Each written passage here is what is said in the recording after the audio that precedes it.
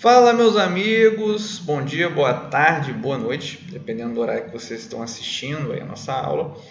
Eu me chamo Bruno Versani, sou professor do curso PED, sou ex-residente jurídico da PGRI, trabalhei lá durante 2 anos e meio, passei pela Procuradoria de Saúde, pela Secretaria de Assistência Social, pela Procuradoria de Pessoal, PG4, que eu fiquei mais tempo, né?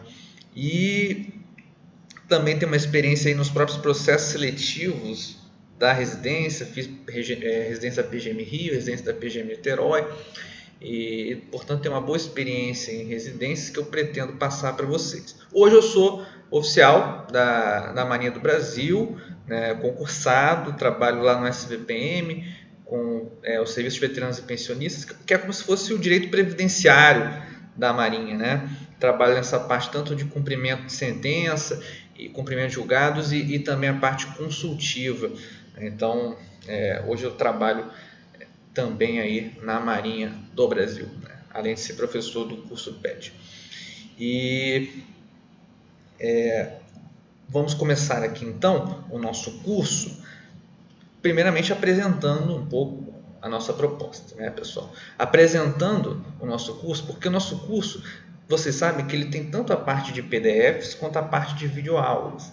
A parte de PDF, ela complementa as videoaulas, assim como as videoaulas também complementam os PDFs. Então, vocês precisam assistir as videoaulas, precisam ler os PDFs, né, porque você vai conciliar tanto a memória auditiva com a memória também visual. Então você tem que compatibilizar essas duas coisas e aí você vai entender melhor a matéria. Não basta você só ler PDF, isso não vai ser suficiente. Você pode até achar o PDF muito bom, e realmente é muito bom, mas você não vai apreender tudo aquilo ali só lendo. Você precisa também das videoaulas para você entender a matéria de uma forma sistemática. E é por isso que as videoaulas são tão importantes. Teremos aí outros professores também, né, nas matérias. Lembrando que agora foi inserido o direito tributário também, então teremos também professor de direito tributário para vocês. Eu vou pegar alguns pontos que eu considero mais relevantes para eu mencionar, né? Por exemplo, o controle de constitucionalidade que eu vou dar agora, licitações, dentre outros, dentre vários outros, mas os demais professores vão também aí trazer suas posições, trazer os temas que eles vão aprofundar, tá bom, pessoal? E a gente vai gravando essas aulas ao longo do ano inteiro, então não adianta ter ansiedade, né? Vai assistindo com calma. Caso o edital saia antes, claro, a gente vai adiantar as gravações, beleza, pessoal? Então vamos lá. Primeiramente, eu vou começar trabalhando aqui um tema que cai em quase todas as provas, se não de uma forma direta, mas de uma forma indireta, dentro de uma outra questão, você precisa saber um pouco daquilo. Esse tema, pessoal, é o nosso controle de constitucionalidade. Então, é o primeiro tema do nosso curso, é um tema que dá para ser entendido de forma autônoma, independentemente dos demais. Então, eu vou esgotar praticamente esse tema aqui e vocês depois vão ler o PDF que vai ser disponibilizado ou que já está disponibilizado, aí depende da parte administrativa do curso, e aí vocês vão aprofundar o nosso estudo acerca do controle. Desde já recomendo bibliografia, o livro do professor Barroso, muito utilizado na PGRI, é o livro de controle de constitucionalidade. Vale a pena vocês comprarem e lerem, não é muito extenso, dá para ler tranquilo ali, sem muita dificuldade. E também, caso vocês queiram, tem o livro do professor Gilmar Mendes também. Claro, você vai pegar a parte que ele trata de controle, o capítulo de controle, que também é bem recomendado. Versani, posso ler o Pedro Lenza, vale a pena? Olha, para PGRI ele não é muito indicado, mas eu gosto muito do Lenza, apesar de algumas pessoas terem preconceito com o Lenza, eu sempre utilizei ele. Por quê? Porque ele traz a matéria de uma forma bem didática, com quadros, esquemas, e além disso ele também é bastante completo, mas em termos de doutrina em si, né, ele não serve muito para PGRI, então eu não recomendo propriamente o Lenza, né? Eu recomendo o Barroso e o capítulo do Gilmar Mendes, né? Então, pessoal, complementem aí esse tema depois com essas leituras. Inicialmente, né? Vamos aqui começar finalmente a nossa matéria. Vamos tratar do conceito de controle de constitucionalidade. O que é o controle de constitucionalidade? Só lembrando, né, pessoal, temos aí alunos, né, tanto que estão começando os estudos ou que têm pouquíssima base, quanto também alunos que já têm uma base maior, já têm mais aí facilidade com a matéria, né? Então, a minha dica caso esteja muito fácil para você, muito tranquilo, acelere o vídeo, não deixe de assistir não, porque a gente vai trazer coisas bem aprofundadas aqui, mas o que eu recomendo é você acelerar o vídeo para você aproveitar melhor aquilo que mais importa para você. Aí quando chegar num tema que você tem mais dificuldade, você assiste ali com mais calma e tal, mas a nossa ideia é nivelar por baixo para que todos possam chegar na prova preparados, né? A gente quer que todos os alunos estejam preparados não só para serem aprovados, mas para serem aprovados nas primeiras posições, né? Que é uma história que a gente tem, né? Então, eu peço que, caso seja muito fácil para você tente aí acelerar o vídeo, você tem programas para isso, né? E aí você vai aproveitar melhor a nossa aula, tá bom? Pessoal, o conceito de controle, vamos lá. O que é o controle? O controle de constitucionalidade, ele é a análise de compatibilidade de uma norma com a Constituição. Então, eu vou analisar se uma determinada norma, por exemplo, uma lei ordinária, uma lei complementar, se ela é constitucional, se ela é compatível com a Constituição. Essa norma que está sendo analisada é o nosso objeto de controle. É o nosso objeto de controle. Já a norma que está sendo utilizada como base para análise é o parâmetro de controle. Então, normalmente o objeto vai ser uma lei ordinária, uma lei complementar e quase sempre o parâmetro vai ser a nossa Constituição. Veremos que existem exceções, veremos isso depois com calma. Mas a ideia base é essa, tá bom, pessoal? Dando continuidade, vale a pena mencionar que o Barroso ele traz duas premissas para o controle de constitucionalidade. E isso pode ser perguntado na sua prova, porque é uma doutrina específica do Barroso, está no livro dele. Quais são essas duas premissas para que haja controle de constitucionalidade de acordo com o Barroso? Primeiramente, supremacia constitucional. Supremacia constitucional. Eu preciso que a Constituição seja a norma suprema do ordenamento jurídico, aquela norma que dá fundamento de validade às demais. Ela está no topo da hierarquia jurídica. Por isso que ela vai ser o parâmetro de controle. Além disso, eu preciso de rigidez constitucional. O que é uma Constituição rígida mesmo? É aquela Constituição na qual, para você alterar as normas constitucionais, você tem um processo mais dificultoso do que o processo legislativo ordinário, né? Então, você vai ter um quórum mais qualificado, regras específicas de votação, tudo isso vocês vão ver em outras aulas. Mas a ideia é que a Constituição seja mais difícil de alterar, até por isso que ela vai servir como parâmetro de controle. Então, são duas premissas. Quais são elas? A supremacia constitucional e a rigidez constitucional.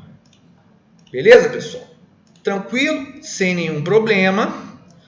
Vamos agora dar continuidade e trazer para vocês a diferença entre inconstitucionalidade e revogação.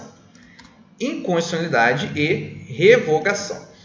Pessoal, qual a diferença entre inconstitucionalidade e revogação? Será que é a mesma coisa? Não. Pessoal, a inconstitucionalidade, como nós vimos, é aquele juízo de compatibilidade entre uma norma e a Constituição. Se eu considerar que essa norma ela é inconstitucional, ela viola a Constituição, de acordo com o Barroso e a doutrina majoritária, desde o caso Marbury versus Madison, de acordo com o Barroso, o que vai acontecer? Essa norma vai ser considerada inválida. A norma inconstitucional é uma norma nula de pleno direito. Então ela não produziu efeitos, é como se ela nunca tivesse existido. É uma norma inválida, porque ela afronta diretamente a Constituição. Por isso que a declaração de inconstitucionalidade, ela, como regra, produz efeitos retroativos. Ela vai retroagir a edição daquela norma como se ela nunca tivesse existido, e aí ela não vai produzir os seus efeitos. Essa é a regra. Exemplo: uma norma que foi editada em 2010. Uma norma editada em 2010. Que foi declarada inconstitucional só em 2018. Beleza, né? Foi declarada inconstitucional só em 2018. Ela ficou 8 anos aqui vigendo. E foi declarada inconstitucional em 2018. O que vai acontecer? O efeito vai ser retroativo. É como se aquela norma nunca tivesse existido, e aí esses efeitos não vão mais ser produzidos, vão ser desconstituídos. Isso gera um problema de segurança jurídica, não gera? Olha só quanta coisa poderia ter acontecido nesse período. É por isso que a lei, né, a própria jurisprudência da STF já admitia isso, e agora não, há algum tempo isso foi positivado na Lei 9868, no artigo 27, trazendo a possibilidade de modulação dos efeitos temporais da decisão. O que é a modulação dos efeitos temporais da decisão? É você evitar que aquela declaração de inconstitucionalidade ela retroaja e prejudique todos esses efeitos que foram produzidos pela norma inconstitucional. Ela é uma norma inválida, de fato, por isso que o efeito vai ser retroativo como regra. Mas pela modulação, pela técnica da modulação, eu vou poder jogar aquela declaração, o efeito daquela declaração de inconstitucionalidade para um momento posterior. Então eu poderia, por exemplo, dizer que aquela norma, que aquela declaração de inconstitucionalidade só vai produzir efeitos daqui para frente. Então, por exemplo, declarou inconstitucional em 2018, só vou produzir efeitos da declaração a partir de 2018. Os efeitos anteriores ficam preservados. Eu modulo os efeitos temporais da decisão de forma a garantir a segurança jurídica e o excepcional interesse público, que são as duas palavras-chave do artigo 27 do artigo 27 da Lei 9868. Então, a STF pode modular os efeitos da decisão por razões de segurança jurídica ou excepcional interesse público, determinando que aquela declaração de inconstitucionalidade produza efeitos dali para frente, por exemplo, efeitos ex nunc. Aqui seriam os efeitos ex nunc. Ex nunc. Mas eu posso, por exemplo, também determinar um outro marco temporal. Eu posso, por exemplo, determinar aqui atrás, em 2014, por exemplo. Vamos supor que foi deferida uma liminar em ADIM em 2014 e a decisão final foi só em 2018. O STF pode dizer que aquela norma só produz efeito, que aquela declaração só produz efeitos a partir de 2014, que foi quando foi concedida a liminar. Então, é um efeito retroativo, mas não até a edição do ato, né? Também é uma forma de você modular efeitos. Ou então eu posso dizer que aquela declaração só produz efeitos a partir de 2019. E aí todos os efeitos são preservados, né? E a norma só vai ser considerada inválida a partir de 2019. São chamados efeitos pró-futuros. Então, o STF pode modular os efeitos da declaração de inconstitucionalidade. Ele pode fazer essa modulação. Isso está previsto no artigo 27 da Lei 9868, que eu vou trazer aqui para vocês. Artigo 27. Ao declarar a inconstitucionalidade de lei ou ato normativo e tendo em vista razões de segurança jurídica ou excepcional interesse social, poderá o STF por maioria de 2/3. Então, cuidado com esse quórum. Não é qualquer quórum no STF, não, para você modular. Tem que ser 2/3 de seus membros. restringir os efeitos daquela declaração ou decidir que ela só tem eficácia a partir de seu trânsito julgado ou de outro momento que venha a ser fixado. Então, o STF tem uma margem de liberdade para fixar esse marco temporal dos efeitos. Então, essa é a nossa declaração de inconstitucionalidade, com a possibilidade de modulação. E a revogação? A revogação, pessoal, na verdade, a revogação, ela não atua no plano da validade da norma, mas sim no plano da existência. Então, quando se revoga uma norma, aquela norma deixa de existir. Ela deixa de existir com efeitos ex nunc, porque os efeitos que foram produzidos durante a vigência da norma revogada, eles são válidos. A norma só vai deixar de produzir efeitos a partir do momento que foi revogada. Essa é a ideia da revogação. Então, a diferença nos efeitos. Enquanto na inconstitucionalidade a regra é que os efeitos são retroativos, a norma é inválida ou até nulo, como regra, né? Na revogação não. Os efeitos são válidos e só vou produzir efeitos da revogação a partir da revogação, efeitos ex nunc. Então, cuidado com isso é importante. Além disso, a inconstitucionalidade, a declaração de inconstitucionalidade, ela se dá propriamente pelo Poder Judiciário, né? A chamada Judicial Review. Ao passo que a revogação ela vai se dar pelo próprio órgão que editou aquela norma, que é, por excelência, o Poder Legislativo. Então, temos diferenças tanto na questão dos efeitos como na questão do órgão responsável pela extinção daquele ato. Então, cuidado, pode vir uma questãozinha lá para você. Diferencie inconstitucionalidade de revogação. Aí você já sabe como você vai diferenciar. Tá bom, pessoal? Vamos lá. Dando sequência aqui, vamos falar agora das espécies de inconstitucionalidade. As espécies de inconstitucionalidade. Temos inconstitucionalidade por ação, que é quando, por exemplo, é editada uma norma incompatível com a Constituição, e temos inconstitucionalidade por omissão, que é quando uma determinada norma não é editada ou ela é editada de modo insuficiente. Vamos ver isso mais para frente quando falarmos de adim por omissão, né? Mas a ideia é que a inconstitucionalidade ela pode se dar tanto por ação quanto por omissão. Por ação, que é o que interessa agora para a gente, essa inconstitucionalidade por ação vai se dar a partir de 3 vícios. Ou um vício formal, ou um vício material, ou um vício no decoro parlamentar. Esse vício de decoro, ele é trabalhado mais pelo Pedro Lenza, então pode ser que não caia na sua prova. O que é mais importante é o vício formal e o vício material.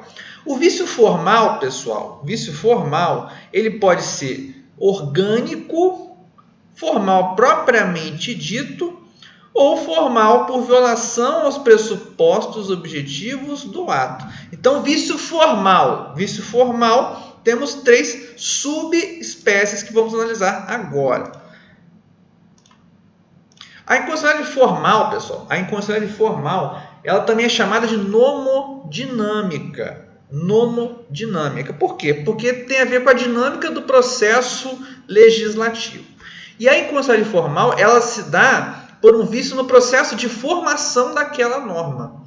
Em algum momento houve um vício procedimental que vai afetar a constitucionalidade daquela norma. Então, é um vício no processo de formação e não no conteúdo em si da norma. E temos essas 3 classificações. Formal orgânica, que é quando nós temos um vício na competência legislativa.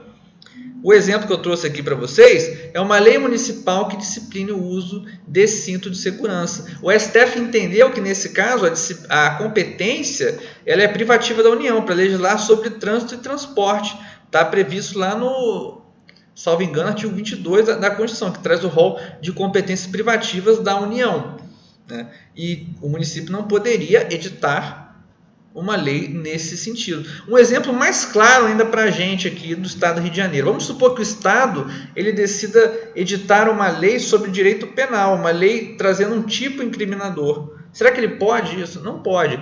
Direito penal é competência privativa da União de acordo com a Constituição, né? Naquele rol de competências privativas da União. Então, não pode o Estado editar uma lei sobre direito penal. Se ele editar, essa norma vai ser inconstitucional. E qual vai ser o vício? Vício formal orgânico. Por quê? Inconstitucionalidade formal orgânica é quando você tem um vício na competência legislativa. O ente não é competente para editar uma norma tendo por objeto aquela matéria. Tá? Então, são vários casos possíveis, eu trouxe 2 para vocês aqui, mas essa é a nossa primeira espécie, a inconstitucionalidade formal orgânica, pelo vício na competência legislativa. Temos também a inconstitucionalidade formal propriamente dita. Aqui nós temos um vício no chamado devido processo legislativo. É quando há um vício em alguma das fases do processo legislativo. Quando o vício for na fase de iniciativa, teremos uma inconstitucionalidade formal propriamente dita subjetiva, porque o sujeito competente para deflagrar o processo legislativo não era aquele que de fato deflagrou o processo legislativo. Né? E isso é muito comum. Quem trabalha com pareceres sobre projeto de lei, né, vê que sempre acontece isso. Por exemplo, um deputado estadual apresentar um determinado projeto de lei sobre remuneração de servidores públicos. Não pode. Né? De acordo com o artigo 61 da Constituição, isso é competência privativa, iniciativa privativa do chefe do Poder Executivo. Por exemplo, um deputado federal apresentar um projeto de lei sobre as Forças Armadas, sobre regime jurídico dos servidores das Forças Armadas, não pode. Está escrito lá no artigo 61 que também é competência privativa, a iniciativa privativa do chefe do Poder Executivo. Então, só o presidente da República, no âmbito federal, vai poder deflagrar aquele processo. Só o governador do estado vai poder, no âmbito estadual, deflagrar aquele processo. Né? Se um deputado deflagra um processo legislativo que está sujeito à iniciativa privativa do chefe do executivo, teremos um vício formal propriamente dito subjetivo, que é o vício na fase de iniciativa. Quando o vício for nas demais fases do processo, aí teremos um vício formal propriamente dito também, mas objetivo, porque aqui não é o sujeito responsável pela iniciativa, mas sim uma determinada regra de processo legislativo que foi desrespeitada. Por exemplo, o processo legislativo começou na Câmara dos Deputados. Ele tem que ir depois para o Senado, né? Tem que ir para o Senado. Aí vamos supor que o Senado ele alterou substancialmente aquela lei, né? Ele alterou aquela lei e o processo não voltou para a Câmara. Ele deveria voltar de acordo com a Constituição. Né? Quando há uma alteração substancial na casa revisora, tem que voltar para a casa iniciadora. Se não voltou, se foi direto para a sanção, temos um vício formal propriamente dito objetivo, porque violou uma regra do devido processo legislativo que não é a iniciativa. Se fosse iniciativa, seria subjetivo. Tá bom, pessoal? Então, esse é um exemplo claro aí de vício formal propriamente dito objetivo. E só para a gente trazer também uma outra classificação que o Lenza traz, né, mas não é tão importante assim para a gente, é a classificação do vício formal por violação aos pressupostos objetivos do ato. Nesse caso, temos uma violação a elementos externos ao ato legislativo, mas que vinculam aquele processo legislativo. Por exemplo, requisito de relevância e urgência nas medidas provisórias. Nós sabemos que as MPs, as medidas provisórias, elas só podem ser editadas em caso de relevância e urgência. Não pode sair o chefe do executivo editando um monte de MP que não tem nenhuma relevância e urgência. Né? Por exemplo, uma MP sobre direito civil que não tem nenhuma relevância, só alterando uma regra do Código Civil. Será que isso pode? Não pode. Então, nesse caso, teríamos um vício formal também, mas por um elemento externo ao ato, que seria a relevância e a urgência. Por isso, é um vício formal por violação aos pressupostos objetivos do ato. O exemplo claro é relevância e urgência de MP. Além disso, outro exemplo seria a criação de municípios por lei estadual sem observância dos requisitos do artigo 18, parágrafo 8º da Constituição. Pessoal, o artigo 18, parágrafo 8º, ele traz alguns requisitos para você criar municípios. Né? Deem uma olhada depois lá, né? É tema de outra aula, mas existem alguns requisitos, como, por exemplo, estudo de viabilidade municipal, plebiscito e lei estadual, dentro das hipóteses de lei complementar federal. Então, o que vai criar, de fato, o município é uma lei estadual, mas dentro das hipóteses de lei complementar federal. Se não há lei complementar federal, eu não posso criar novos municípios. É o entendimento da STF. Hoje não é possível a criação de novos municípios porque não há essa lei complementar federal. E aí, se for criado um município por lei estadual, sem essa lei complementar federal, essa lei estadual vai ser declarada inconstitucional, mas vai ser uma inconstitucionalidade formal por violação aos pressupostos objetivos do ato, porque era um pressuposto objetivo daquele ato a lei complementar federal discriminando as hipóteses de criação de município. Tá bom, pessoal? Então, esses são dois exemplos aí, também de inconstitucionalidade formal, mas por violação dos pressupostos objetivos do ato. Esse é o entendimento do Pedro Lenza, né? Não é uma classificação trazida pelo Barroso também. O Barroso ele trabalha mais essas duas primeiras, a orgânica e a formal propriamente dita. Pessoal, agora vamos falar da inconstitucionalidade material, né? Como vimos, a formal é na forma, no processo de formação daquela norma. A material é no próprio conteúdo daquela norma. Por isso ela é chamada de nomoestática, porque ela não tem a ver com o processo legislativo, né? É um vício ali que é estático, porque ou aquele conteúdo é ou não constitucional. Também chamado de vício de conteúdo, vício substancial ou doutrinário. E cuidado, pessoal, o Barroso ele traz a ideia, e também ela é reproduzida por outros autores, de que essa incompatibilidade de conteúdo pode se dar tanto em face de uma regra constitucional, quanto em face de um princípio constitucional. Então, se aquele objeto ele viola não uma regra expressa na Constituição, mas sim um princípio, isso pode gerar inconstitucionalidade? Pode. Por exemplo, uma determinada lei que traga uma discriminação, um critério odioso entre sexos, né? Por exemplo, só homens terão determinado direito trazido por aquela lei, né? Existe uma regra diretamente prevista na Constituição? Não, é um princípio constitucional, o princípio da isonomia, né? Então, é possível que a inconstitucionalidade material, o vício de conteúdo, seja tanto em face de uma regra, quanto em face de um princípio constitucional, tá bom, pessoal? Então, é uma observação importante aí para vocês. E temos o vício no decoro parlamentar, também é uma outra espécie de inconstitucionalidade, que não está nem na formal nem na material, que é o vício, o abuso da prerrogativa parlamentar, né? De acordo com o artigo 55, parágrafo 1º da Constituição, é incompatível com o decoro parlamentar, além dos casos definidos no regimento interno, o abuso das prerrogativas asseguradas a membro do Congresso Nacional ou a percepção de vantagens indevidas. Então, nesse caso, temos aí um abuso de direito. Por isso que o Lenza não encaixa nem no vício formal e nem no vício material, tá bom? Então, isso pode aparecer também na sua prova, mas o mais importante é você saber diferenciar o formal do material e saber aquelas duas primeiras espécies, aquelas primeiras subespécies do vício formal, tá bom? Isso é importante.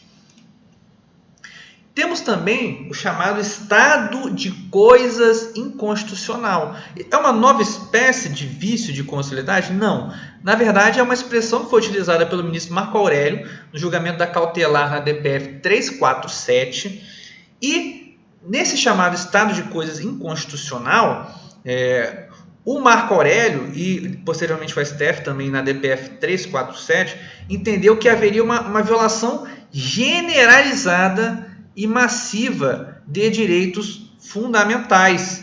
Então, haveria um quadro de violação de direitos fundamentais no âmbito do sistema penitenciário nacional. Então, falou em estados de coisa inconstitucional, você lembra do sistema penitenciário nacional, que é um quadro caótico, de fato, né?